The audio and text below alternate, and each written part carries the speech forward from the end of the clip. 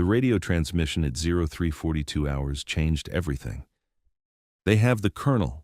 Repeat, hostile forces have captured Colonel Hayes. Then gunfire, Arabic shouting, silence. Captain Nora Hill stared at the dead radio, her mind calculating what everyone feared to say. The battalion commander had been taken by enemies who specialized in brutal executions filmed for propaganda. Standard response: assemble a rescue force, plan for hours, coordinate with command, by which time Hayes would be dead. Nora looked at the tactical map showing the hostile compound 15 kilometers away, thought about the colonel who'd mentored her for 3 years, grabbed her rifle and every magazine she owned, and walked out without asking permission.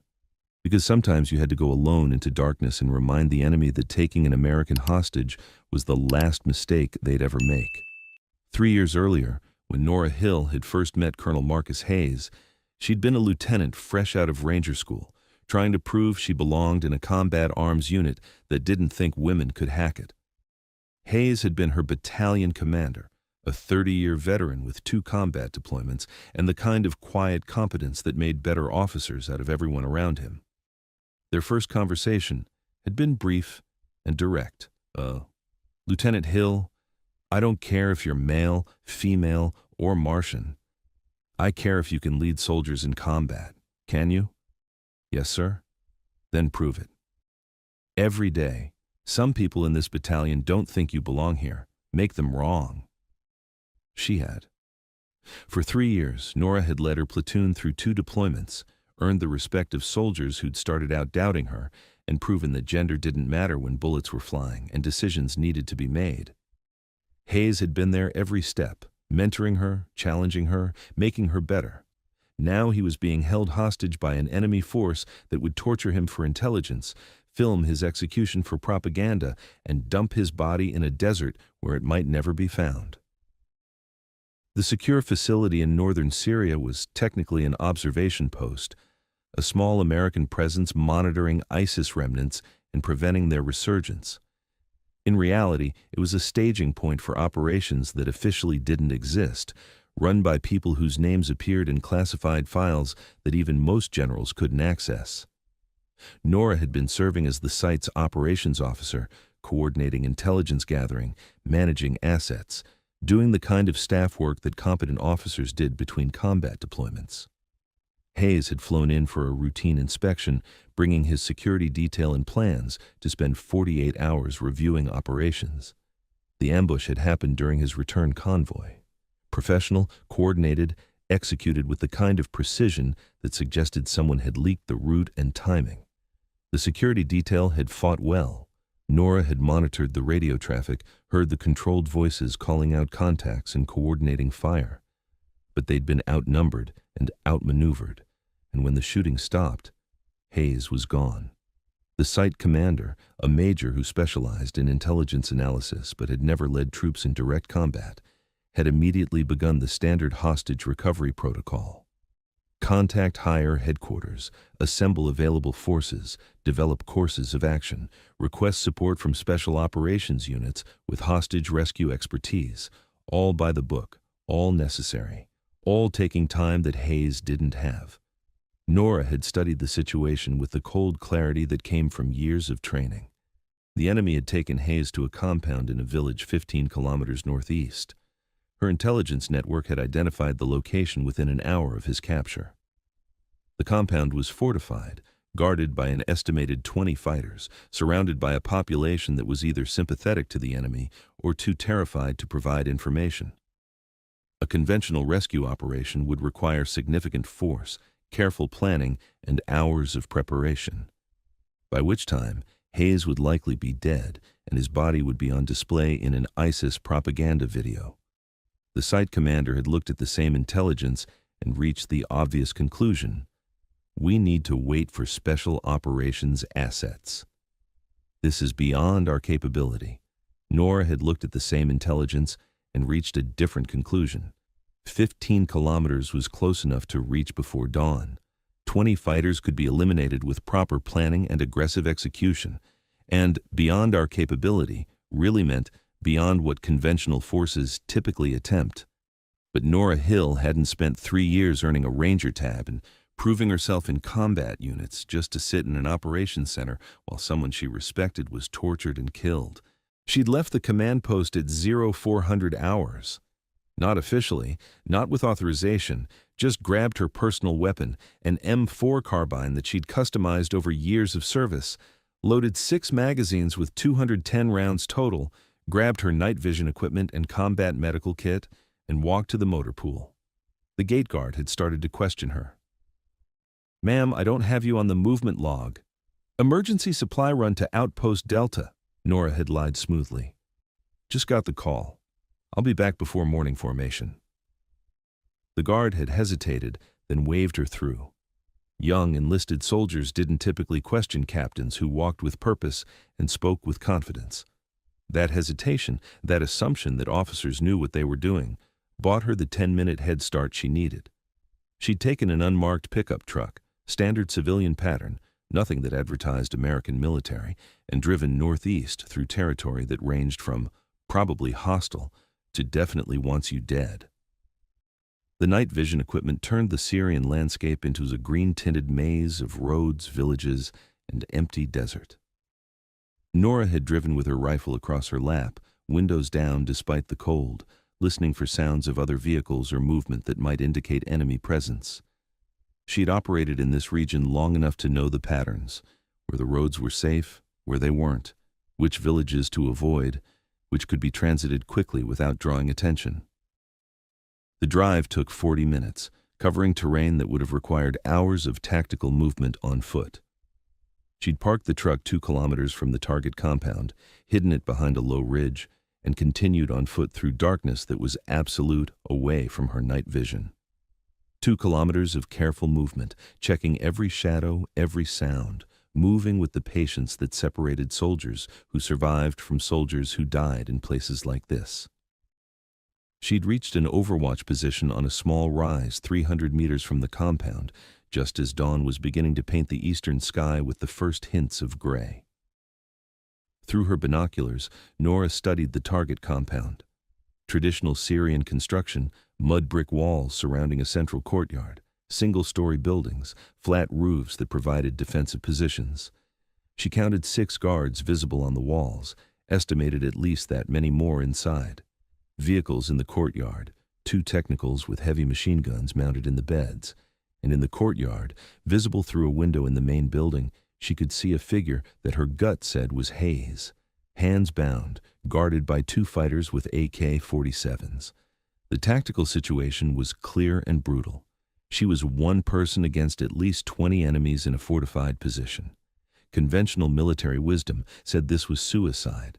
Special operations doctrine said you needed a team, support, coordination.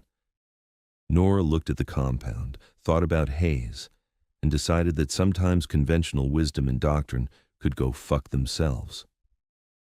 She spent the next 30 minutes planning her assault with the methodical precision that Ranger School had drilled into her. Identify key targets, the guards on the walls, the technical gunners, anyone who looked like leadership. Develop a sequence of engagement, who to shoot first, second, third. Plan movement routes, where to approach, where to take cover, how to breach the compound. The plan was simple, violent, and gave her maybe a 30% chance of surviving. But it gave Hayes a 90% chance of getting out alive, and that was the math that mattered. Nora checked her rifle one final time. 210 rounds across 6 magazines. Not enough for a sustained firefight, but enough if she made every shot count. Her hands were steady, her breathing was controlled, and her mind had achieved that peculiar calm that came when you'd accepted that you were probably going to die, but were going to make it count. She keyed her radio, a small unit that probably wouldn't reach the operations center, but might be picked up by monitoring stations. "This is Captain Hill. I am conducting solo direct action on hostile compound at grid reference November. Victor 478321. Multiple hostiles, attempting hostage extraction. If you're monitoring this net, send support. If not, tell my family I went down swinging. Hill out." Then she turned off the radio, left it behind the ridge where it might be recovered later, and began her approach to the compound. The first guard died without knowing he'd been targeted. Nora shot him from 200 meters, a single suppressed round that dropped him from the wall in a crumpled heap. The second guard turned to investigate, confused by his partner's collapse. She shot him too, shifting targets with practiced speed. 2 down, 18 to go. She moved closer, using a dry irrigation ditch for concealment, her rifle up and ready. A third guard appeared on the wall, scanning the area with growing concern. Nora settled behind cover, controlled her breathing, and fired. The guard dropped. 3 down, 17 to go. The compound was starting to react. Shouts from inside, fighters moving toward the walls. Someone had realized they were under attack, even if they didn't know from where or by whom. Nora reached the compound wall and placed a small breaching charge. Thermite composition that would burn through the mud brick without the explosive blast of traditional breaching charges. She moved to a position of cover, detonated the charge, and waited through the 10 seconds of burning before the wall had a hole large enough to enter. She went through fast and hard, her rifle tracking for targets. The courtyard was chaos, fighters running, grabbing weapons, trying to organize a defense against an attack they didn't understand. Nora shot the first 3 she saw, controlled pairs center mass, dropping them before they could return fire. 6 down, 14 to go. A technicals machine gun opened up, tracer rounds tracking toward her position. Nora rolled behind a vehicle as rounds tore through the air where she'd been standing. She came up on the vehicle's opposite side, acquired the gunner, and fired 3 times. The gunner slumped over his weapon. 7 down, 13 to go. 2 fighters appeared from a doorway, weapons raised. Nora engaged the first, dropped him, shifted to the second. Her rifle clicked empty, the first magazine exhausted. She executed a tactical reload, the empty mag dropping as she seated a fresh one, her movements so practiced they happened without conscious thought. She engaged the second fighter, who was trying to take cover, and dropped him with 2 shots to the torso. 9 down, 11 to go. She moved toward the main building where she'd seen Hayes, staying low, using vehicles and walls for cover. Rounds cracked past her head, sparked off the ground near her feet. The enemy was starting to coordinate, starting to understand that there was a single attacker moving through their compound with deadly purpose. A fighter appeared on a rooftop with an RPG. Nora saw the threat, pivoted, and shot him before he could fire. The RPG dropped from his hands as he fell, clattering to the courtyard below. 10 down, 10 to go. She reached the main building's door, paused to listen, then kicked it open and flowed inside with her rifle tracking. The interior was dim after the brightening dawn outside. 2 fighters were trying to move Hayes toward a back exit. Her arrival had panicked them, made them try to relocate their prize hostage. Nora shot the first fighter, then the second, both dropping before either could bring their weapons to bear on her. Hayes was bound and gagged but conscious, his eyes widening as he recognized her. "Hold still, sir," Nora said, pulling a knife and cutting his bonds. "We're leaving." "Captain Hill, what the hell are you—" "Later. Right now we move." She pulled him toward the door, her rifle still up and scanning. They made it 3 steps into the courtyard before all hell broke loose. The remaining 8 fighters opened fire simultaneously, having finally coordinated a response. Rounds tore through the air, impacted the walls around them, filled the courtyard with the overwhelming noise of automatic weapons fire. Nora shoved Hayes behind cover, returned fire, dropping 1 fighter who'd exposed himself too much.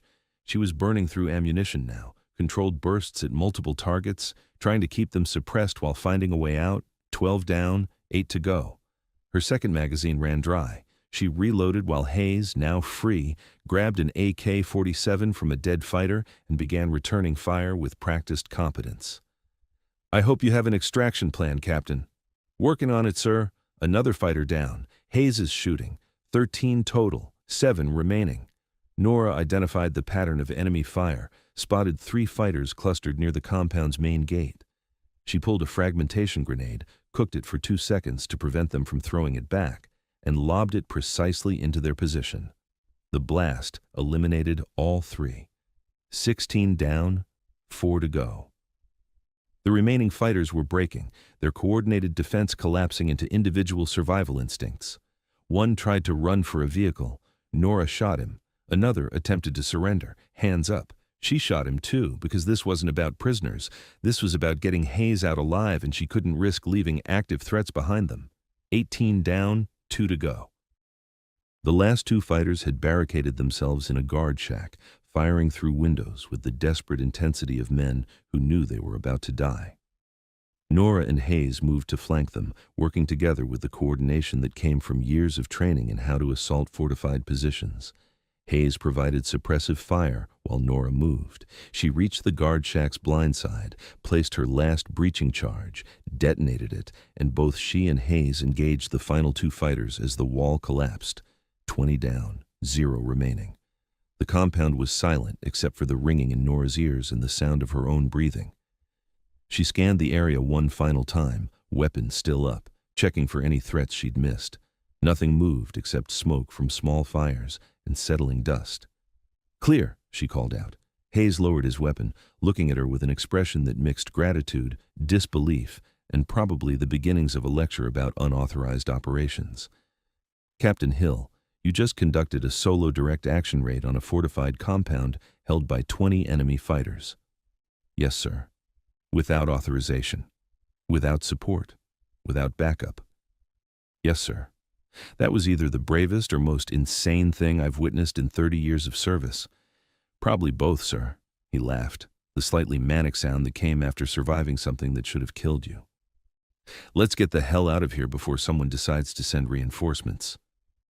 They took one of the technicals, loaded it with weapons and ammunition from the dead fighters, and drove out of the compound as the sun finally broke over the horizon. Nora drove while Hayes contacted friendly forces on a radio they'd recovered, calling in their position and requesting immediate extraction.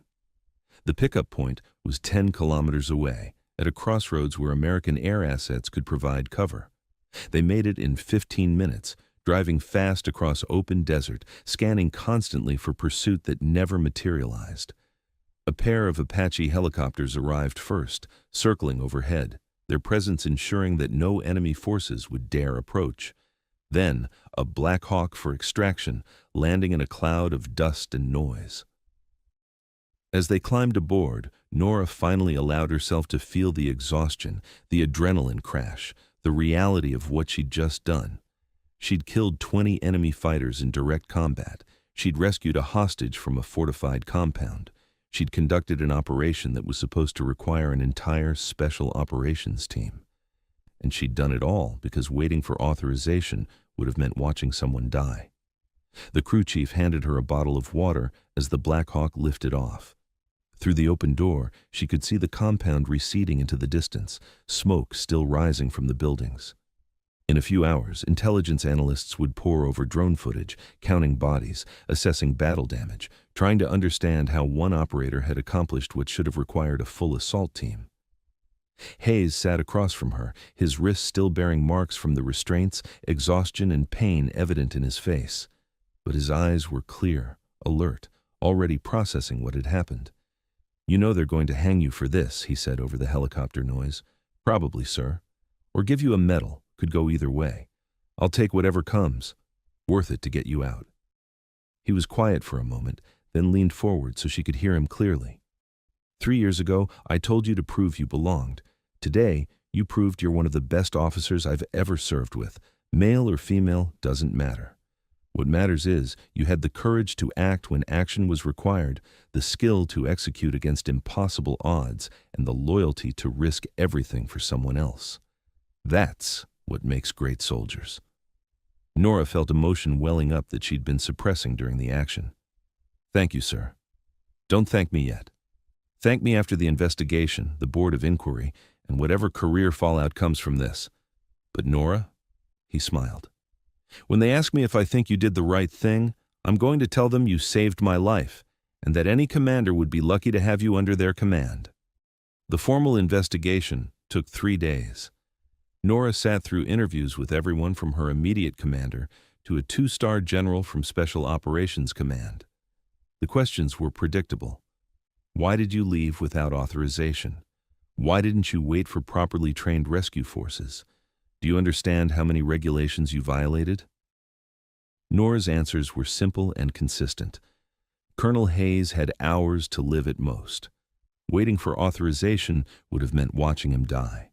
I had the training, the opportunity, and the capability to act. So I acted. The investigators reviewed every detail. Drone footage showed the entire assault, one operator moving through a fortified compound with precision that looked choreographed. Radio intercepts caught the enemy's growing panic as their defensive positions were systematically eliminated. Physical evidence from the compound confirmed 20 enemy killed in action, 0 civilian casualties, and tactical execution that matched special operations standards. The site commander testified that Nora had acted without orders, without coordination, in direct violation of protocols. But he also admitted that conventional rescue operations would have taken 8 to 12 hours to organize, and intelligence suggested Hayes would have been executed within 4 hours of capture. Hayes himself testified for 2 hours. He described the ambush, his capture, the interrogation that had begun immediately. The enemy had been preparing to film his execution when gunfire erupted outside. He had heard his captors' confusion, their growing fear, the systematic elimination of their security. Then Nora had appeared, moving through that compound like death itself. The enemy never understood what hit them, Hayes told the board. They were facing a Ranger-qualified officer with combat experience, operating alone with nothing to lose. The tactical advantage went to Captain Hill the moment she decided to act, because she understood something they didn't. Sometimes, one soldier with the right training and enough courage is worth more than an entire company that's still waiting for orders. On the third day, the 2-star general conducting the investigation looked at Nora across his desk with an expression she couldn't read. "Captain Hill, what you did was reckless, unauthorized, and violated about 40 different regulations regarding chain of command and operational approval." "Yes, sir." "It was also tactically brilliant, executed with exceptional skill, and resulted in the successful rescue of a senior officer with 0 friendly casualties and 20 confirmed enemy kills." He paused. "I should court-martial you." "Yes, sir. Instead, I'm promoting you to major and transferring you to Special Operations Command. Apparently, we need officers who can think independently and execute impossible missions. You've proven you can do both." "Sir, Don't thank me yet. Your new assignment is with a direct action unit that specializes in exactly this kind of operation. You wanted to prove you could operate at the highest levels? You just got your wish." "And Major Hill?" He leaned forward. "Next time you decide to conduct an unauthorized solo raid, at least leave a more detailed note about where you're going. My heart can't take finding out about these things after the fact." "Understood, sir." "Also, you're being awarded the Silver Star. Classified ceremony, minimal attendance, no press. Your citation will be heavily redacted for operational security, but the award is real, and it's deserved." 2 months later, Major Nora Hill stood in a classified facility receiving briefings on missions that officially didn't exist, working with operators whose names were redacted from official records. She'd proven that she belonged in a world that didn't like accepting women, had shown that gender didn't matter when the mission required courage and skill. The unit she joined was small, elite, composed of operators who'd all proven themselves in similar circumstances.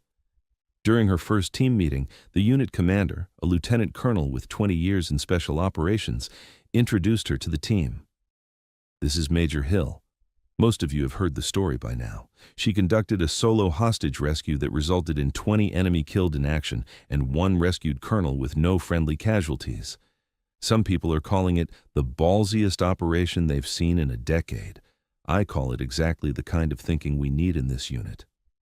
"Welcome aboard, Major." The operators studied her with the particular assessment that special operations soldiers gave to newcomers. They'd all done impossible things, all proven themselves in ways that conventional forces never would. The question in their eyes was simple: can she keep up? Over the next 6 months, Nora answered that question repeatedly. She ran missions in Syria, Iraq, Somalia, places where American forces officially weren't operating, doing things that officially never happened. She proved that her solo raid hadn't been luck or a one-time event, but rather a demonstration of capabilities she'd been developing for years. Her team learned to trust her judgment, her tactical instincts, her willingness to take calculated risks when the mission required it. And more importantly, they learned that gender didn't matter when bullets were flying and decisions needed to be made in seconds. Colonel Hayes attended her Silver Star ceremony in a secure facility that didn't officially exist. After the award, he pulled her aside for a private conversation. "Still can't believe you did that, Nora. 20 fighters, 1 operator, no support. I've worked with Delta, with DevGru, with the best operators in the world. What you did ranks among the most impressive solo operations I've witnessed. Had to, sir. Couldn't let them keep you. That loyalty is going to take you far in special operations. But Nora," he smiled, "try to get authorization next time before you start a one-woman war.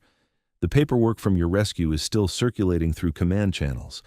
I think it's going to be studied at staff colleges for the next 20 years as either the perfect example of initiative or the perfect example of what not to do."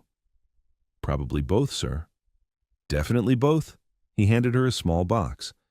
"The team wanted you to have this. Had it made specially." Inside was a challenge coin, the kind that special operations units created to mark significant events. On one side was an image of a fortified compound with flames and smoke. On the other side, 1 operator, 20 enemies, 0 fucks given, Syria 2024. Nora laughed, the first genuine laugh she'd had since the operation. "This is completely inappropriate, sir. That's why we made it. Keep it. Remember that sometimes the right action is the unauthorized action. Remember that courage isn't the absence of fear, it's acting despite fear. And remember that when everyone else said it couldn't be done, you proved them wrong." She kept that coin in her pocket during every operation after that.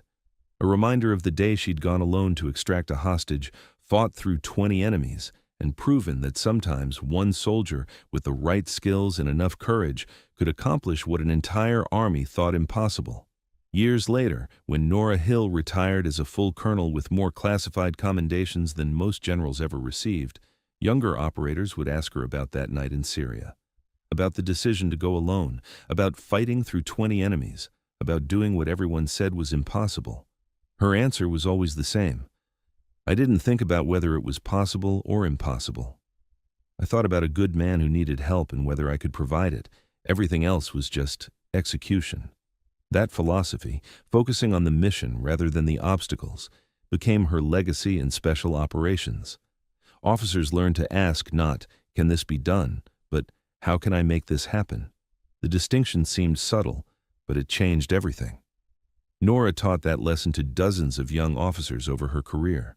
Some of them went on to conduct their own impossible operations, making decisions that looked insane on paper but made perfect sense when American lives were on the line. They called it pulling a hill, the act of going beyond authorization when the situation demanded immediate action. But the real lesson wasn't about breaking rules or conducting unauthorized operations. The real lesson was about understanding when the rule book became an obstacle to doing what was right, about having the moral courage to accept the consequences of your actions when those actions saved lives. On her final day in uniform, Nora stood before a room full of special operations officers, men and women who represented the future of American unconventional warfare. The ceremony was brief, as she'd requested. No long speeches, no elaborate presentations, just a simple recognition of 30 years of service. But before she left, she offered one final piece of advice to the assembled operators. "You'll face moments in your career where the authorized course of action conflicts with the right course of action. When that happens, you have to make a choice. You can follow the rules and live with the consequences of inaction. Or you can do what needs to be done and accept whatever punishment comes. I made my choice in Syria. I'd make the same choice again tomorrow, because at the end of the day, I can live with being reprimanded or court-martialed. What I can't live with is watching good people die because I was too afraid to act." The room was silent for a long moment. Then, one by one, every officer in attendance stood and saluted. Not because regulations required it, but because they understood the weight of what she'd said, because they knew that someday they might face the same impossible choice. Hayes was there, now a 2-star general, watching from the back of the room. After the ceremony, he approached her one final time. 30 years, Nora. From lieutenant to colonel. From proving you belong to teaching others what right looks like. I'm proud of what you've accomplished. Couldn't have done it without your mentorship, sir. Yes, you could have. You proved that the night you came to get me." He smiled. "But I like to think I helped along the way." What's next for you? Private sector? Teaching? Nora looked out the window at the operators conducting training exercises in the distance, young men and women learning the skills they'd need to survive in hostile territories, to make impossible decisions, to do what others couldn't. I'm going to teach, she said finally, not at a university or a private company. I'm going to work with a program that trains foreign military officers in counterterrorism operations, places like Colombia, Philippines, Jordan, countries that need help building their special operations capabilities. Someone needs to pass on the lessons we've learned. Might as well be me. Still can't sit still, can you? Hayes laughed. Still need to be in the fight, even if it's from a different angle. It's what we do, sir. We serve. The uniform changes, the mission changes, but the calling remains the same. They shook hands one final time, mentor and student, colonel and general, two operators who understood that service didn't end when you took off the uniform. It was a lifelong commitment to making the world safer, one mission at a time. The enemy had taken the commander hostage, planning to torture him, execute him, make an example of him. Then Nora Hill went alone to extract him. And 20 enemy fighters learned too late that taking an American officer captive was a death sentence delivered by a woman they never saw coming. One operator, one rifle, 20 enemies eliminated, one hostage extracted. The kind of math that made sense only when you understood that sometimes the right thing to do was exactly the thing you weren't authorized to do. And the kind of courage that inspired generations of operators who learned that the most dangerous person on any battlefield was the one who refused to accept that impossible meant anything other than not yet accomplished. Thanks for watching. Don't forget to subscribe for more amazing stories every day.